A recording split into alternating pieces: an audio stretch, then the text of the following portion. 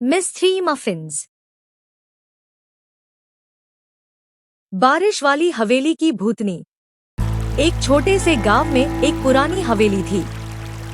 गांव वाले कहते थे कि हर साल बरसात के मौसम में एक भूतनी उस हवेली के बाहर दिखाई देती है।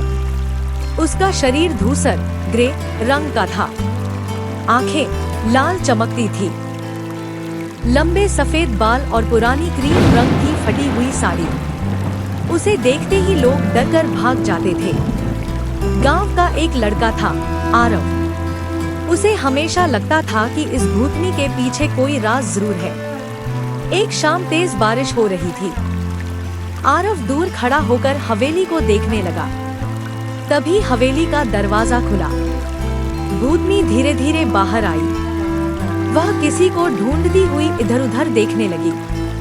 उसी समय एक आदमी बारिश से बचने के लिए हवेली के सामने आकर खड़ा हो गया। भूतनी उसकी तरफ बढ़ी। आदमी डरकर भाग गया।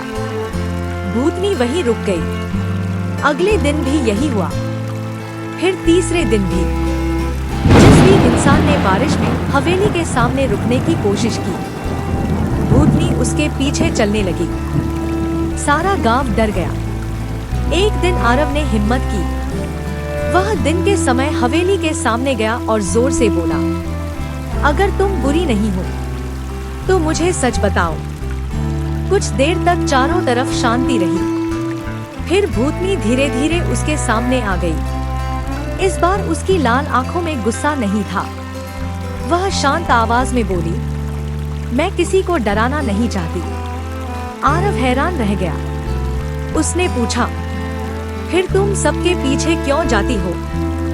भूतनी बोली, कई साल पहले इस हवेली में मैं रहती थी।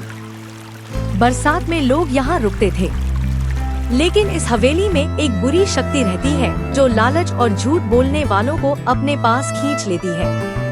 मैं सिर्फ लोगों को यहाँ से भगा देती हूँ ताकि कोई अंदर न जाए। आरव ने पूछा, तो तुम गांव वालों की रक्षा करती हो?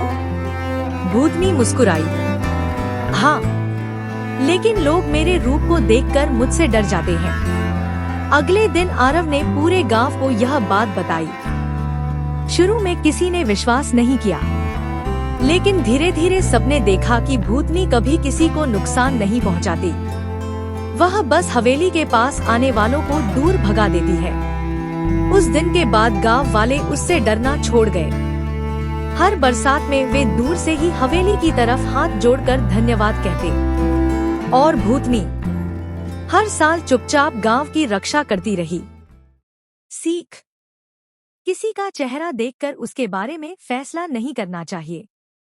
कई बार जो डरावना दिखता है वही सबसे अच्छा रक्षक होता है। Mystery muffins.